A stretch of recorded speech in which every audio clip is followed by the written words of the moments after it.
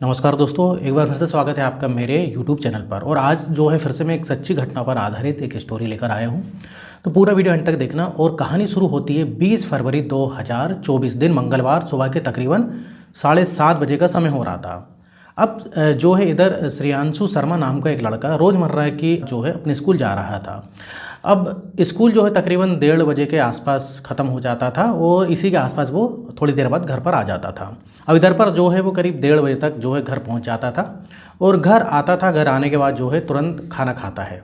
अब खाना खाने के बाद जो है वो अपने रूम में टीवी देखने के लिए चला जाता है। उसके बाद 4 बजे के आसपास उसकी कज़िन जो सिस्टर होती है उसके रूम में जाती है और उसके रूम में जाते ही उसकी चीख निकल जाती है, क्योंकि वो देखती है कि श्रेयांशु जो है ज़मीन पर पड़ा हुआ है और उसके हाथ से खून बह रहा है और पास एक चाकू भी पड़ा हुआ है जिस पर खून लगा हुआ है। श्रेयांशु के सर पर बहुत ज़्यादा चोट आई है और उसको देखने से ऐसा लग रहा था कि पहले से बहुत बुरी तरीके से उसे मारा गया है और उसके बाद उसको चाकू से मतलब उसकी हत्या करी गई है।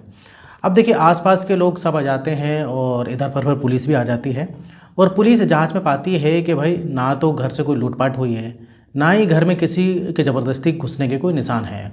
तो आखिर 8 साल के लड़के से किसी की क्या दुश्मनी हो सकती है जो कि उसको इतनी बेरहमी से मारा गया था। तो चलिए आज के इस वीडियो में हम श्रेयांशु शर्मा की हत्या के पीछे की असली कहानी क्या है उसको हम जानने की कोशिश करते हैं। तो दोस्तों इस कहानी की शुरुआत होती है वेस्ट बंगाल के हुगली शहर से और उधर जो है कोन नगर इलाका होता है। इधर पर एक परिवार रहता था और इसमें केवल 3 ही सदस्य थे और घर के बड़े सदस्य का नाम था जो कि पंकज शर्मा, जो कि एक फैक्ट्री में जॉब करते थे। उनकी बीवी का नाम था शांता शर्मा, जो कि एक रेस्टोरेंट में काम करती थी और उनका 8 साल का एक बेटा था जो 4वीं कक्षा में पढ़ता था और उसका नाम था श्रेयांशु शर्मा। अब रोज़मर्रा की तरह जो है 20 फरवरी 2024 की सुबह श्रेयांशु शर्मा 7:30 बजे के आसपास वो अपने स्कूल जाता है और 1:30 बजे के आसपास जो है वो स्कूल से वापस आता है। उसकी जो मम्मी होती है उसको खाना देती है और खाना खाने के बाद वो अपने रूम में टीवी देखने चला जाता है। तकरीबन 4 बजे के आसपास उसकी एक कज़न सिस्टर उसके रूम में जाती है और जैसे ही उसके रूम में जाती है तो उसकी चीख निकल जाती है, क्योंकि वो देखती है कि श्रेयांशु शर्मा जो है ज़मीन पर पड़ा हुआ है और इधर पर जो है ज़मीन पर खून ही खून पड़ा हुआ है और उसको जो है काफ़ी चोट लगी हुई थी और उसके हाथ की जो नसें हैं वो भी कटी हुई थी और पास ही में एक चाकू पड़ा हुआ था और उसमें खून के निशान थे। अब वो लड़की चिल्लाती है तो आसपास पड़ोस वाले सब इकट्ठा हो जाते हैं और पुलिस को बुलाया जाता है। शुरुआती जांच में पुलिस देखती है कि उस लड़के को पहले बुरी तरीके से पीटा गया था। उसके सर पर चोट के बहुत गहरे निशान थे, उसके शरीर पर बहुत सारे निशान थे और उसके बाद चाकू से उसके हाथों की नसें जो है काट दी जाती हैं। सबसे पहले पुलिस का शक इस तरफ जाता है कि शायद जो है कोई चोरी के इरादे से इस घर में घुसा था और इस लड़के को ये जो लड़का बीच में आ गया होगा और जो चोर है उनने इसकी हत्या करती होगी। लेकिन पुलिस जब जांच करती है तो घर से ना तो कोई अलमारी टूटी हुई मिलती है, ना ही घर से कोई पैसा वगैरह जाता है और ना ही घर में कोई ऐसे निशान दिखते हैं जिससे कहा जा सकता है कि घर में ज़बरदस्ती किसी ने घुसने की कोशिश की है। अब देखिए इधर पर पुलिस का जो चोरी का एंगल है वो कुछ ही देर में क्लियर हो जाता है। उसके बाद पुलिस जो है आसपास के सीसीटीवी कैमरों की जांच करती है और देखती है कि जिस टाइम पर ये हत्या की गई है उस वक्त में जो है घर के आसपास कोई ऐसा व्यक्ति तो नहीं था जिस पर शक की सुई जा सके। लेकिन पुलिस ये पाती है कि सीसीटीवी कैमरे में ऐसा कोई भी व्यक्ति नज़र नहीं आता है। केवल एक महिला उस सीसीटीवी कैमरे में आती है जो 2 से 4 बजे के बीच में उस घर के आसपास दिखाई देती है। अब पुलिस उस महिला के बारे में जो है श्रेयांशु की मदर से पूछती है, जिसे देखकर उसकी मदर उसे पहचानने से साफ इनकार कर देती है। लेकिन जब श्रेयांशु के फादर पंकज से उसके बारे में पूछा जाता है तो वो उस लेडी को पहचान लेते हैं और वो बताते हैं कि इस लेडी का नाम जो है इशरत प्रवीण है और जो कि शांता शर्मा की सहेली है। और ये इशरत प्रवीण है जो कि अक्सर जो है शांता शर्मा के जो है घर में आया करती थी और श्रेयांशु शर्मा जो है इसे मौसी कहकर बुलाता था। अब पुलिस का शक जो सबसे पहले उसी महिला की तरफ जाता है। उस महिला से पूछताछ के लिए बुलाया जाता है और जो है जिससे कि पूछताछ में कुछ भी मालूम नहीं चलता है, क्योंकि जो इशरत प्रवीण है वो अक्सर शांता शर्मा और श्रेयांशु शर्मा के घर पर आया करती थी और श्रेयांशु शर्मा भी प्यार से उसको मौसी कहकर बुलाया करता था। अब आस पड़ोस में पूछताछ करने पे पता चलता है कि जो इशरत प्रवीण है उसकी शांता शर्मा के साथ बहुत अच्छे संबंध है, उसकी सहेली, और ऐसा कुछ भी नहीं पाया गया जिससे इशरत प्रवीण पर जो है शक किया जा सके।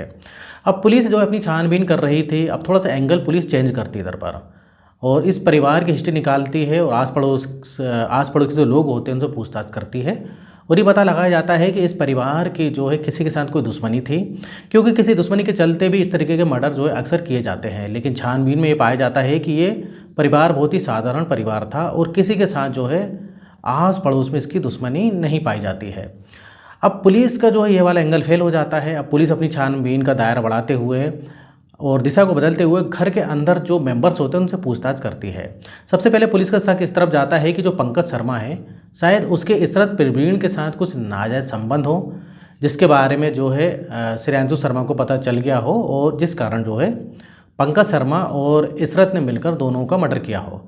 पुलिस इसी बात को जो है अपना आधार बनाकर जो है छानबीन शुरू करती है, जिसके चलते पंकज शर्मा की कॉल डिटेल्स निकलवाई जाती है। और पंकज शर्मा की कॉल डिटेल्स जब निकलती है तो उसमें पुलिस को ऐसा कुछ भी नहीं मिलता है, ना ही उसमें इशरत प्रवीण के साथ बात करने के कोई कॉल रिकॉर्ड्स पाए जाते हैं।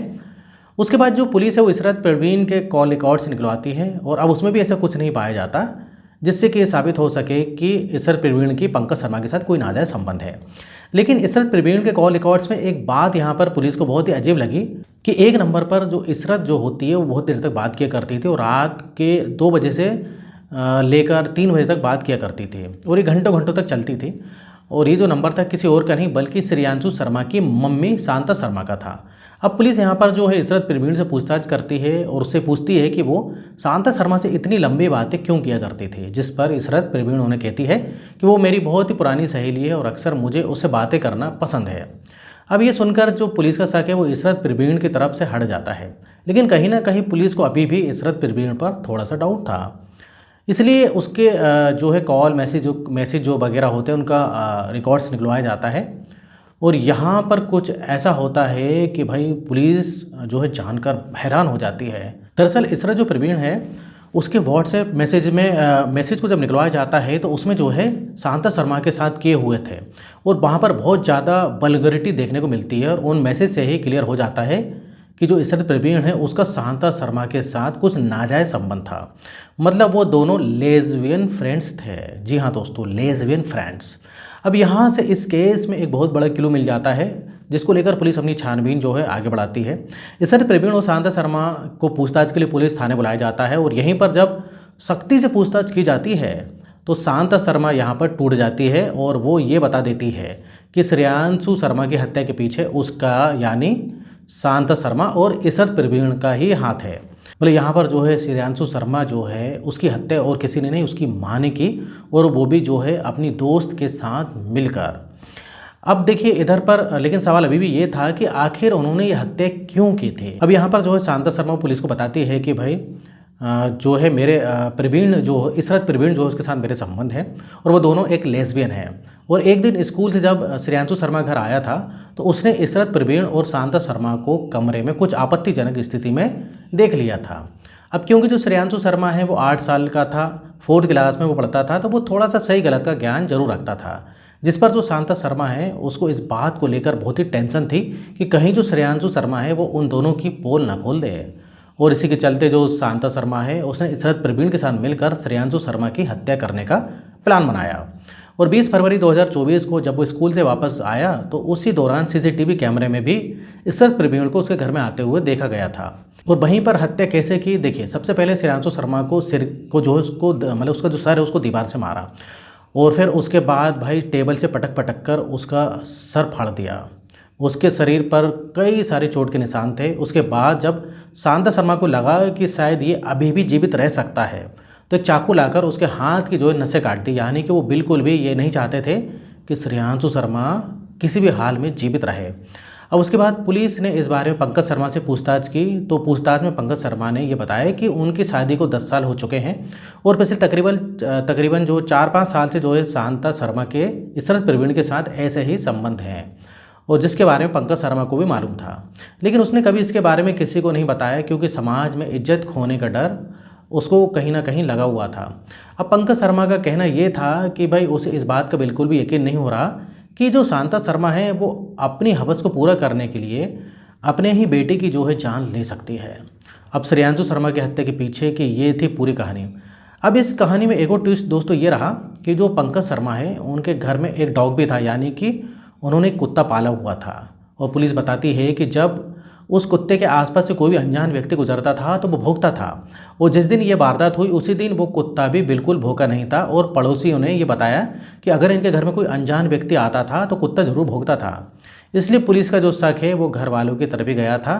तो कहीं ना कहीं इस केस को सॉल्व करने में उनके घर के पालतू कुत्ते का भी एक बहुत बड़ा रोल था। तो दोस्तों, आपको इस स्टोरी से क्या शिक्षा मिलती है आप मुझे जो है कमेंट बॉक्स में ज़रूर बताना। और ऐसी ही वीडियोस देखने के लिए आप हमारे चैनल को सब्सक्राइब कर सकते हो अगर आपने अभी तक नहीं किया है। तो वीडियो को देरी ख़त्म करते हैं। तो इस टाइप से फिर एक और मैं सच्ची घटना लेकर आऊँगा। तो जब तक आप बने रहिए और देखते रहिए आपके अपने चैनल में क्राइम वायरल टीवी।